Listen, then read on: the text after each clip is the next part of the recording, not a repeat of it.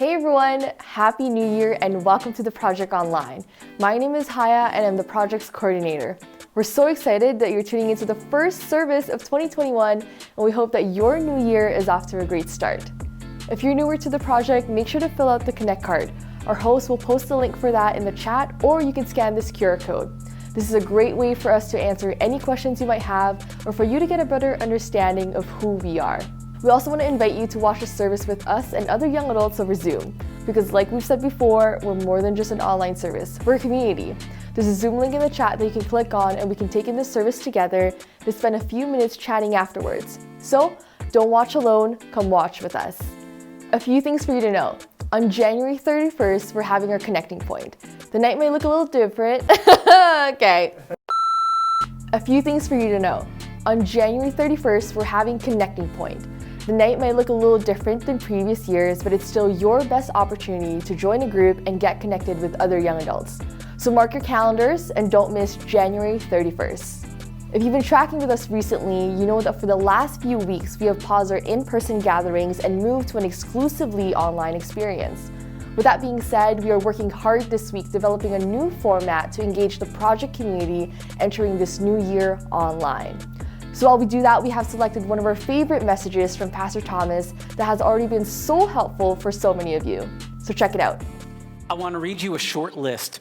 This is how it goes. Decreased happiness, increased chances of depression, decreased well-being, increased feelings of stress and anxiety, decreased social satisfaction, increased loneliness, decreased levels of overall satisfaction, and increased chances of frustration. Some of you are like, that sounds like my school, my boss. What are you talking about?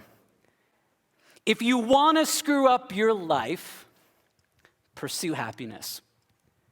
Study after study is showing that that list is exactly what's happening when we make the pursuit of happiness our number one main goal in life. And here's why. Because if you think about happiness, happiness is something that is actually not yours, right? You can't just be like, I'm happy. You can't make it. You can't conjure it up. It's like that girlfriend you can't get, right? Like you can't make it happen no matter how much you want it to happen.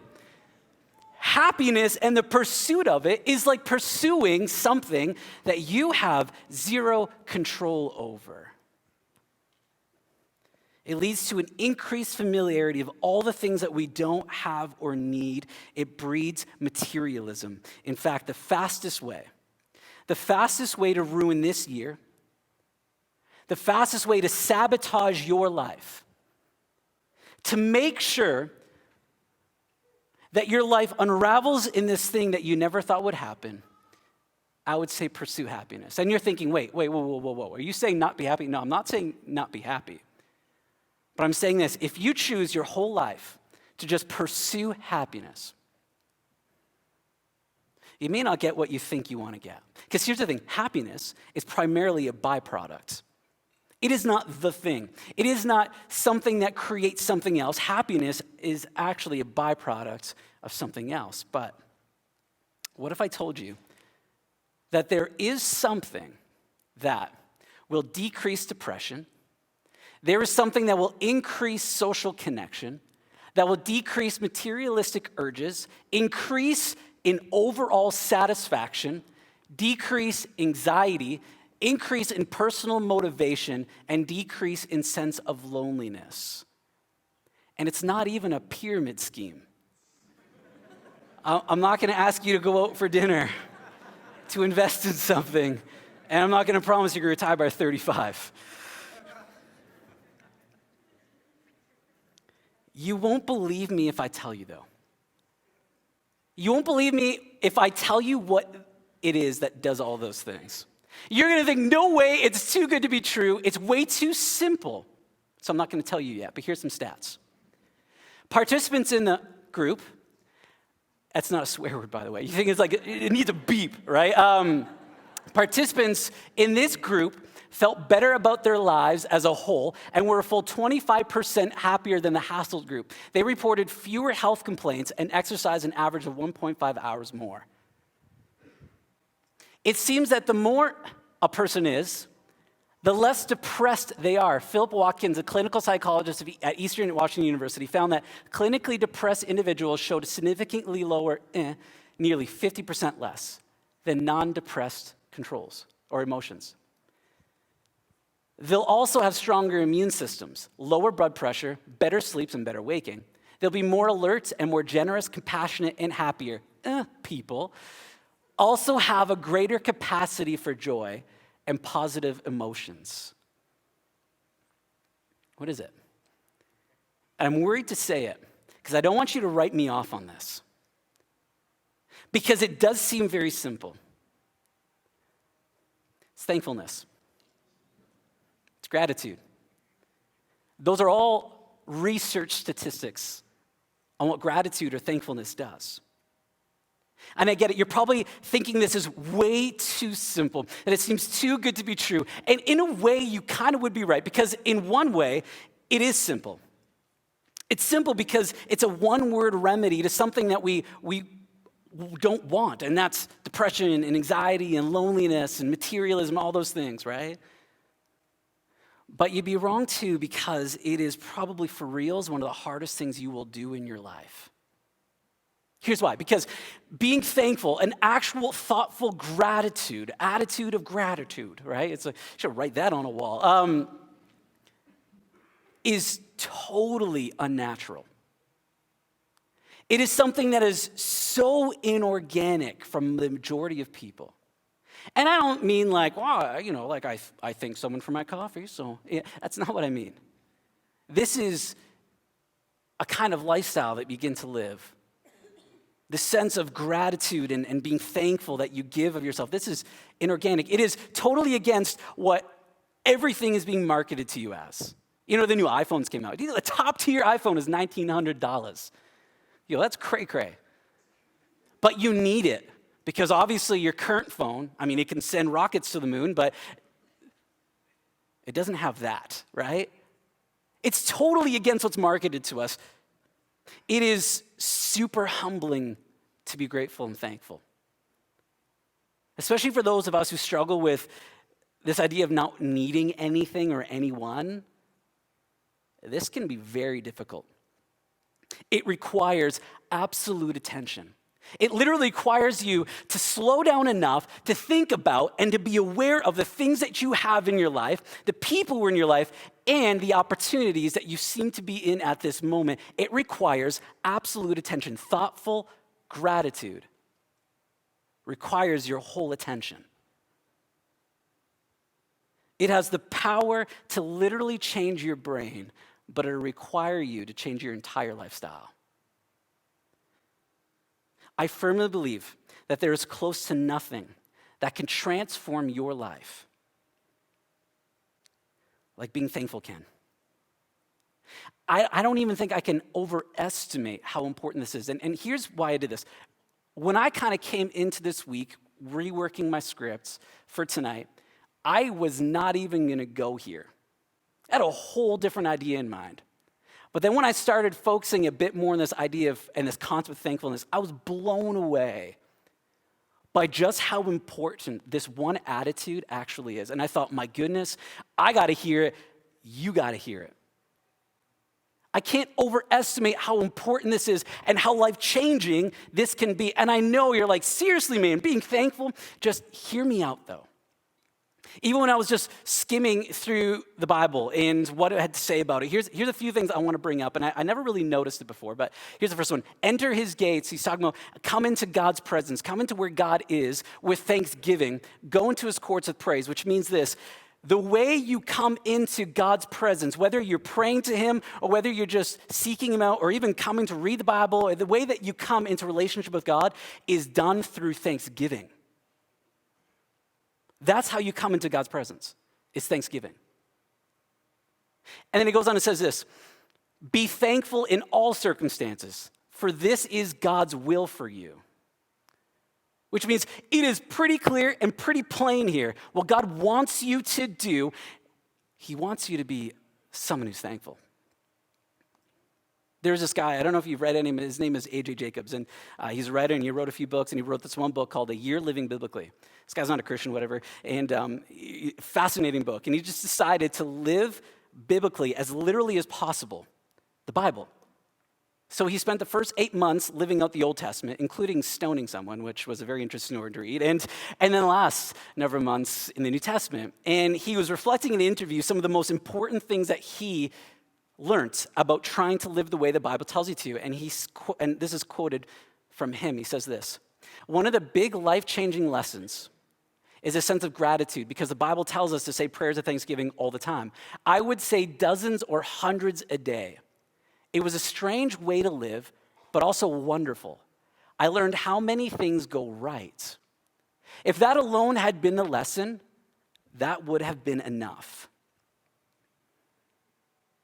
There's this story in this book called Luke, and this is 4 major biographies about Jesus' life and words, Luke being one of them, and it's recorded of him, this story where there's these 10 lepers, not leopards, 10 lepers. They come to him, and they're looking for him to heal them. And so he says he will, and he's like, I want you to go to the synagogue, which would be like at that time kind of like a church. I want you to go to the church of your community, and I want you to go cleanse yourself and be healed. And the story is that only one of them came back and gave thanks. And he's like, yo, where's the others? Didn't I heal 10? Why is there only one of you? And at first you're thinking, it's like, does Jesus have like a bit of an issue? Like he needs that thanks? But it's interesting. He says something really important. He says this to the person who came back. He's like, your faith has healed you. And I begin correlating it what Jesus was saying. When it comes to actually living and being a Christian and knowing Jesus, it cannot be done without a sense of gratitude. And this is the way I explain it. So there's this Catholic priest named Ron Rolheiser, brilliant guy, love reading some of his stuff, and he says this. Nope, that's not it. He says this: to be a saint or a Christian is to be motivated by gratitude, nothing more and nothing less. Scripture everywhere and always makes this point. See, here's the thing about coming to know Jesus, is there is this concept, if you're not familiar, that we believe that you come in and you recognize, okay, there's things in my life that are not right. And I hear that there's a God who loves me and forgives and offers brand new life. Well, let's say I told you that Jesus is someone that you just come and you just say how crappy you are of a person. That's it. You just come up to me like, oh, I did this, I did that. Yeah, I kicked that cat, and I didn't tell the mother, but that baby was ugly, so I lied. But I don't know if that was an ethical thing. It's like, and so, you come with all these things, and Jesus is like, yeah, you bad. And left it there. I mean, why would anyone follow this Jesus guy? But what Jesus is teaching, and what I'm trying to get at is this, is we come to God with some of the ways that we're not right, and in all these places we need you. Why? Because we're grateful that he offers forgiveness on the other side. That's the difference. In fact, if you want to change life and you want to come to know God, there's this word called repentance, which basically means a change of thinking and a change of living because of something, of a truth that came to light to you. And so this turnaround must happen with thankfulness in tow, or you don't fully understand who Jesus is. I was thinking this way. Some people are like, hey, I want to find someone who I can be accountable to. And I always tell them, and they're pretty surprised. I'm like, I don't actually really believe in a lot of accountability partners. And a lot of people grew up in the church are like, what? And I'm like, it's true. Because I'm like, all you do is get together and tell each other how crappy you are. What a terrible relationship. That's an abusive relationship. And so you begin hiding it anyways. You don't say anything, or it's just, let's get together and make each other feel terrible. So what you need to do is find a relationship that echoes Jesus' relationship with you. It's someone going, hey, yeah, you know what? I'm like that too. But you know what's a great thing? I'm thankful that the God who loves you and doesn't define you by your badness, but defines you by his goodness, and he's making something beautiful out of you. And he loves you. I mean, this is why we go to God. So that's why the Christian life cannot be separated from this idea of thankfulness. And I'll contextualize this. So here, you're in church tonight. It's awesome. It's incredible. I don't know this project. It's been 16 years since the project has been going. We are one of, if not the largest young adult ministry in Canada. And not as a bragging thing, but literally as a I can't believe we get to do this. It's awesome that you're here. Like every Sunday, I'm like, I can't believe it. Y'all showed up. We got great music. We got an okay preacher, except when Dave's on, it's awesome. And so, it's excellent. But you know what's interesting? 98% of the complaints we get are all preference-based. All of it.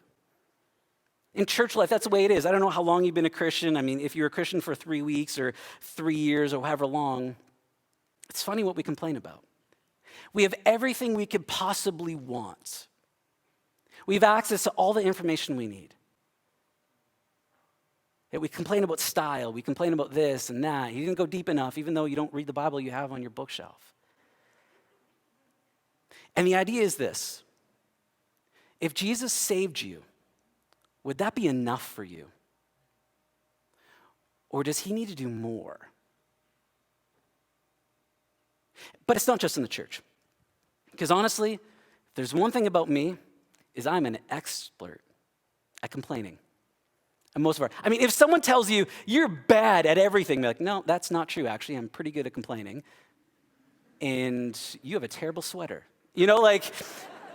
We're just really good at it. We're good at giving opinions. We're good at knowing what we don't like and what we do like. We're excellent at this. Across the board, we're very good at complaining, at lodging complaints, desiring and needing something more than we have right now. I see this when people who are dating someone, and they've been dating for so many years. But someone doesn't want to make a commitment because, and I hear this so often, well, I don't know if something better is going to come along. I don't really want to commit because, what if I meet another girl or another guy that's a little bit better? And maybe you're laughing at it, but that is actually one of the main reasons why people don't commit. Because it may just be something better. Think about the last time your friend invited you to a party, a week out. Well, give me till Friday night to decide. Something better may come along, right? And it's the way we are. It's I don't know what it is, but that's kind of what we've become. And it's interesting because here's really interesting. Okay. Some reports indicate we consume twice as many material goods today as we did 50 years ago. Currently, the 12% of the world's population that lives in North America and Western Europe account for 60% of private consumption spending. So compared with their grandparents, today's young adults have grown up with much more affluence, slightly less happiness, and much greater risk of depression and assorted social pathology. Our becoming much better off over the last 4 decades has not been accompanied by one iota of increased subjective well-being. Ungratefulness is a plague. Everywhere. It's not just in church. It's in my own heart. It's in my own life. I don't know if it's in you. You're a great group of people, so probably not. But for people like me, it's there. To neglect mindful thankfulness is literally to choose a life of hardness. It's a life in an endless pursuit of something that you're never going to get. Satisfaction consistently and always eluding you. It's a great way to screw up your life. So what's the answer? What do? Do we just choose to live simple? There's a huge thing and just live a life of simplicity. As much as I'd love to pack everything I have in a Winnebago and live in it, that would be awesome, by the way. They're redoing those, by the way. They're making new ones, so maybe I will. Anyways, as much as you'd want to do this and pack everything up and live simply, or is the answer to just have this crazy bout of generosity? And as much as those two things are good, it's not the answer. Those are just byproducts. That's not what I'm asking you to do. The answer is this. It is simple, but it's complex. It's just to give thanks. Because it's all about your attitude. And the thing about thanks is that unlike happiness, it's yours. You don't have to work to get it. It's already in your hands. It's at your fingertips. Be thankful. It has the ability to revolutionize your life and the lives around you. A mindful habit of thanks, of who you are, of who is in your life, the people around you, and the opportunities you have can be one of the most powerful and freeing decisions you make. I honestly think, guys, a life of habitual thankfulness will touch every single aspect of your life in a positive way. So much so. Here's a list of some of the benefits. I listed a bit before, but let me break it down a little bit more for you. So they say that one of the greatest aspects of gratefulness and saying thanks is that you end up receiving a lot more peace in your life. Because how much of our life are we thinking, I wish I was, I wish I had. I need this, I need that. There is this idea of like, if you buy that, I gotta buy that, and I gotta buy that. And especially in the age of social media, I don't know about you, but there is a huge lack of peace in people's lives purely based on what they have or don't have. And the idea of thankfulness is this, is do you recognize maybe what you already have? That maybe everything you're struggling for is just a want and it's not a real need. What if you found peace with who you already are? That you have everything you need. That there's not one more thing that needs to be added to your life. What if you felt okay? What if you felt thankful for exactly where you're at? The increase of peace alone is probably one of the greatest benefits, but that's not all. The great thing about thankfulness, I actually think it's one of the best ways for you to find purpose in your life. You know, I think we're always concerned about the person we wish we were, and we don't spend enough time discovering who we already are. And the reason being is, I think, because we always feel like we got to be something better. And it's very hard to find your purpose that we think is God-given, we think is designed in you, we think that it's unfolded through your life and experiences. But I'd say this, if you're constantly moving to the next experience, you've never taken time to actually discover your purpose where you're at right now. And so you always kind of flow through life kind of dissatisfied and figuring out kind of where you are, a bit like you're separated from yourself a little bit. And I honestly think until we take time to thoughtfully be grateful and thankful for who you are in this moment right now, you won't discover what drives you. You won't discover what you're passionate about. You won't discover what you're great at. You won't discover what you're not so good at if you're constantly needing and desiring to be something other than who you are. I honestly think being thankful is one of the best ways you can develop purpose, because one of the things is it makes us stick. And it's one of the benefits too. I mean, when we find that we're happy with where we're at, not wanting to be someplace else, we can sit down and go, okay, what can I do here exactly where I'm at? What am I good at? What do I want to explore and give? And being thankful for where you're at allows you the freedom to try, to work hard at where you're at, to do the things that you need to do. It gives you clarity.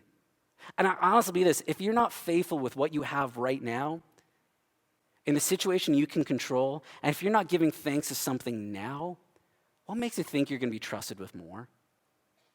What makes you think you're going to be thankful down the road? You know, I remember when I was like 8 years old, I imagined the day I could drive. I got my license at 16 because I live in Ontario and they don't trust us until that age. And you only get half a license.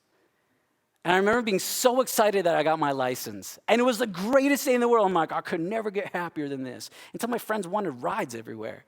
And I was like, this sucks. That's who we are all the time. We're always wanting the next thing. I think if we're not something right now, what makes you think you're going to be that down the road? It can change how you view yourself. When was the last time you gave thanks for who you are? Think about that. When was the last time you sat down and you thought to yourself, I'm thankful that I'm a little weird. It keeps a lot of other weirder people away from me. You know?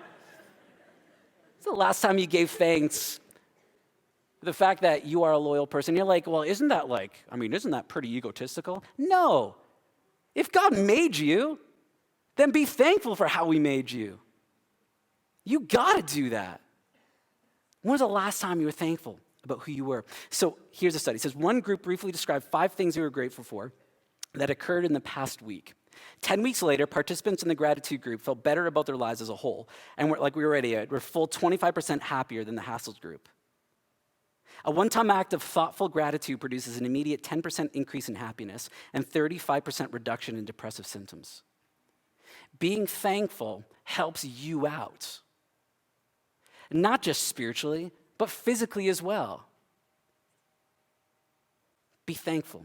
It can change how you view yourself. Being thankful also can change how you view your situation. I always tell people this: if you're looking for your dream job, you'll never find it, because if you don't treat the current one like a dream job, you'll never land a dream job.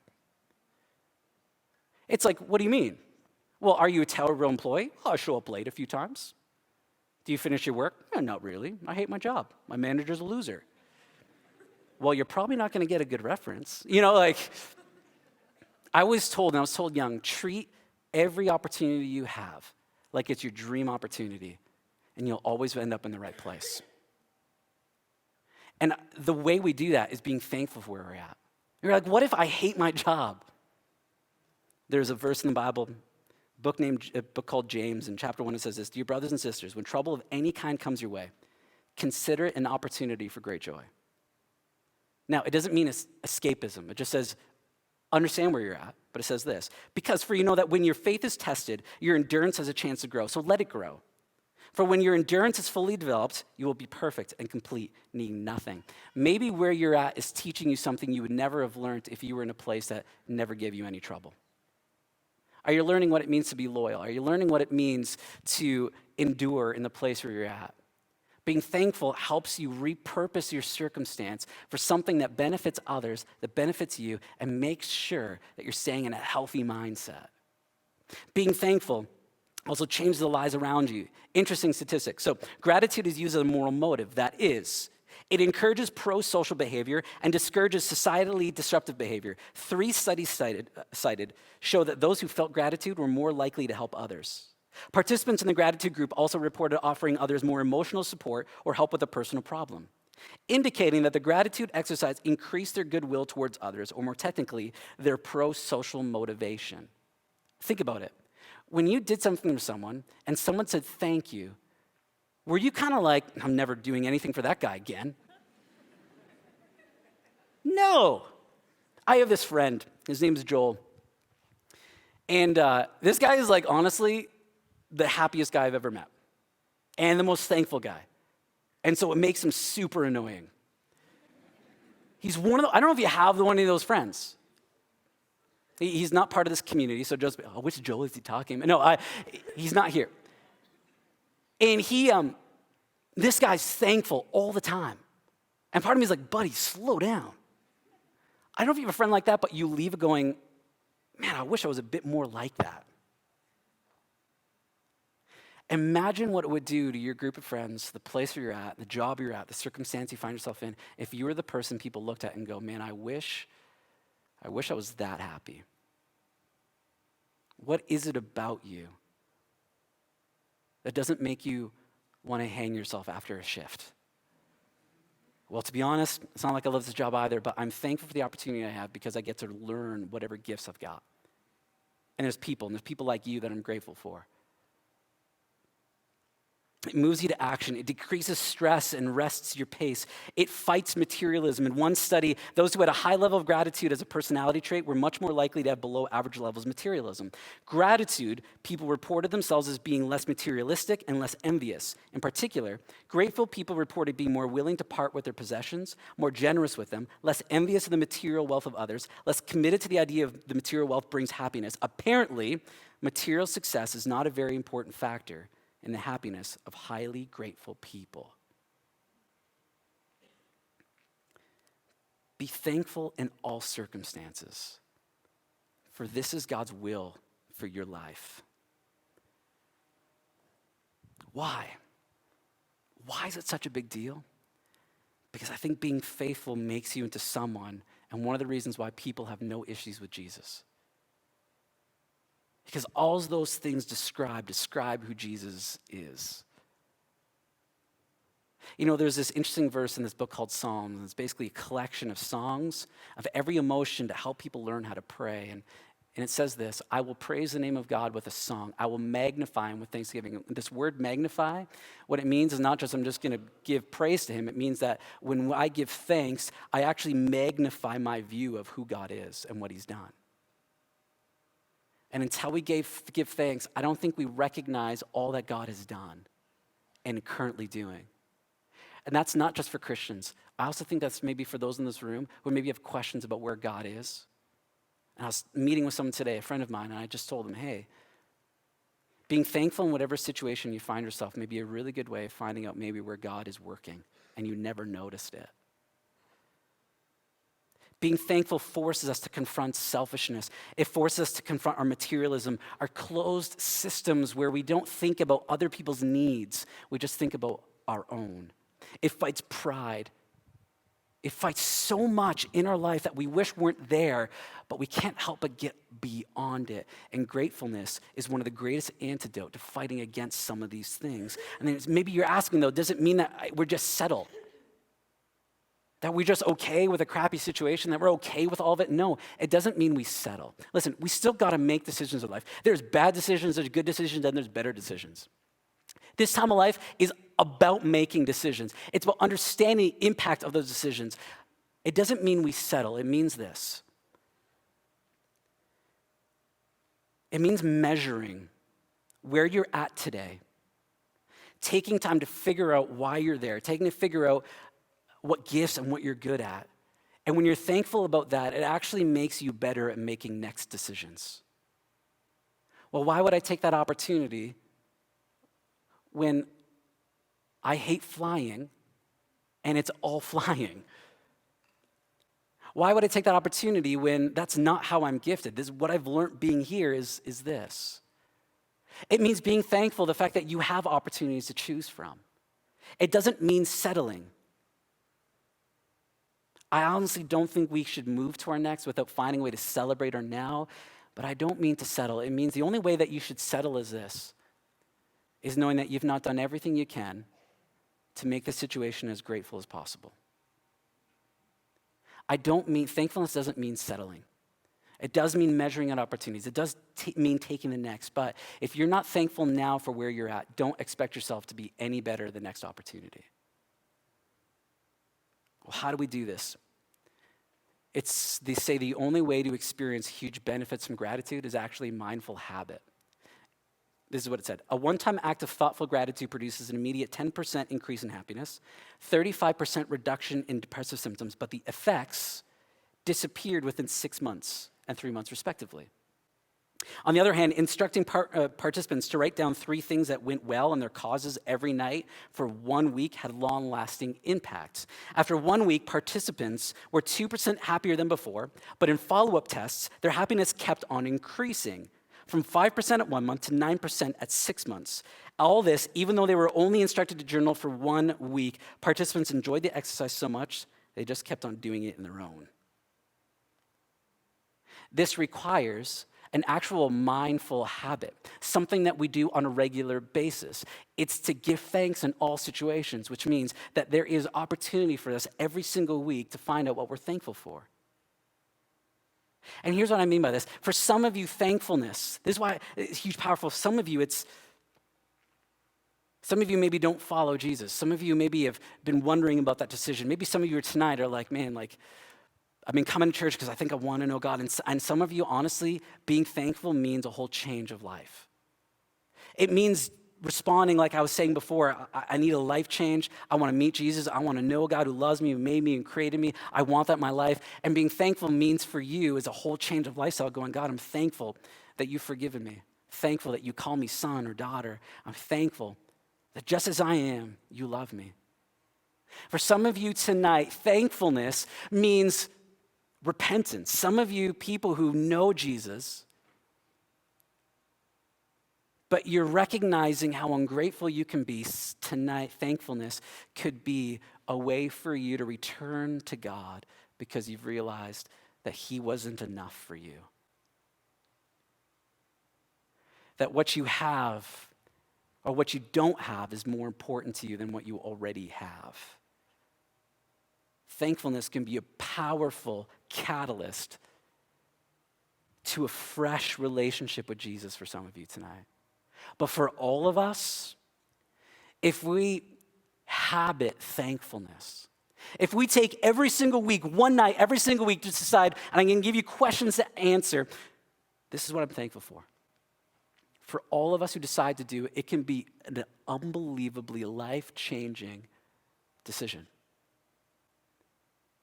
This could be something that breaks cycles in your life that you never even knew you were in, or cycles you knew you're in but you wish you weren't.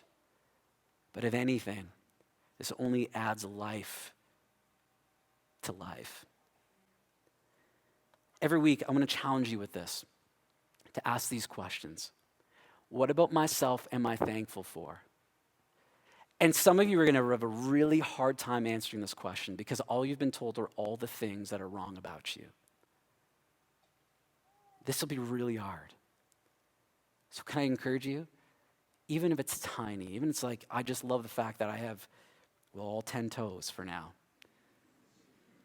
Start there. Maybe that's all that you can do at this moment about yourself. Some of you are going to be like, man, I can fill out 10 lists with stuff I'm thankful for.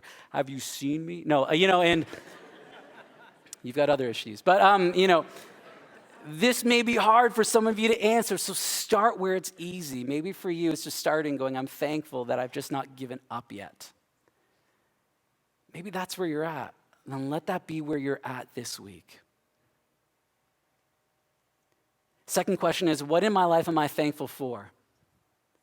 Maybe it is your family. Maybe you're not thankful for them. I don't know. Whatever you're thankful for, what are you thankful for? And this may force you a little bit. The first thing may be like, I'm thankful that I have a car. That's awesome. That's great. I'm thankful I have a bed. That's incredible. And knowing that and understanding that and the implications of that. But I don't want you to just say something and leave it at that.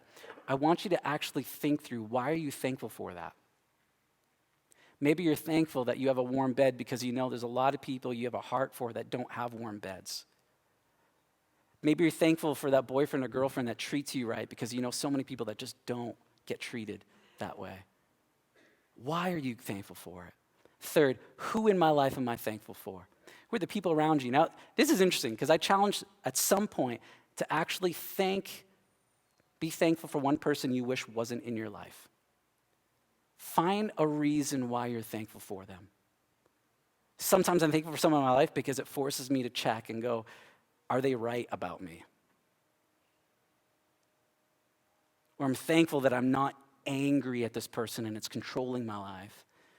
But who are you thankful in your life? The good, the bad, and the ugly, figuratively and for real.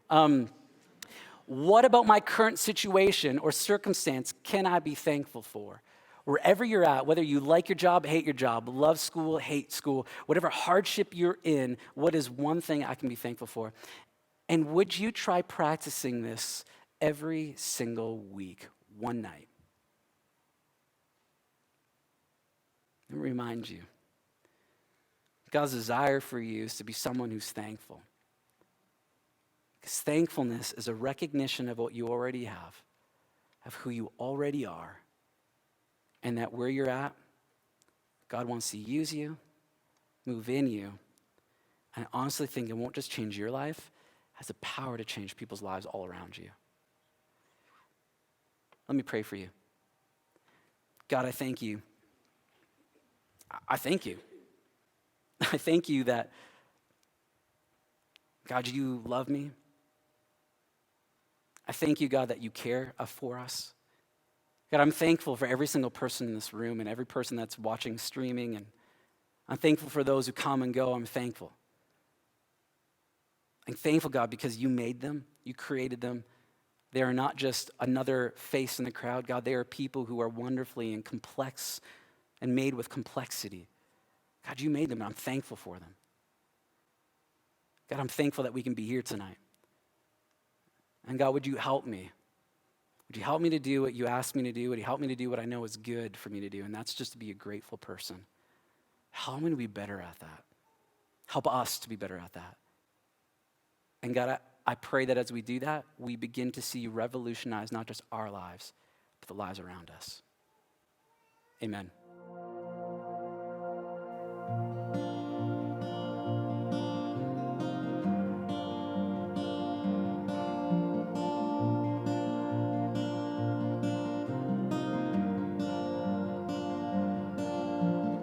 You're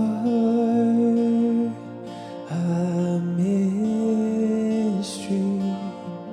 You pursue me, and all my wanderings lead me back to you. I think I finally reached the end, heartbroken. So I'm waiting here again, eyes open, looking for someone to mend this tired soul. Whoa. And you bring home. Oh.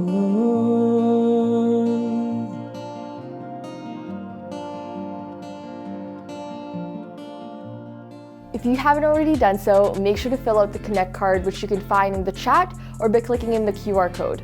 Remember to mark your calendars for Connecting Point on January 31st, and join us next week as we kick off our new series called How to Not Lose. We definitely miss seeing all of you in person, but we should take advantage of the opportunity we have to still connect virtually. So don't leave yet, come hang out with us on Zoom for a couple minutes, just click the link in the chat and we'll see you there.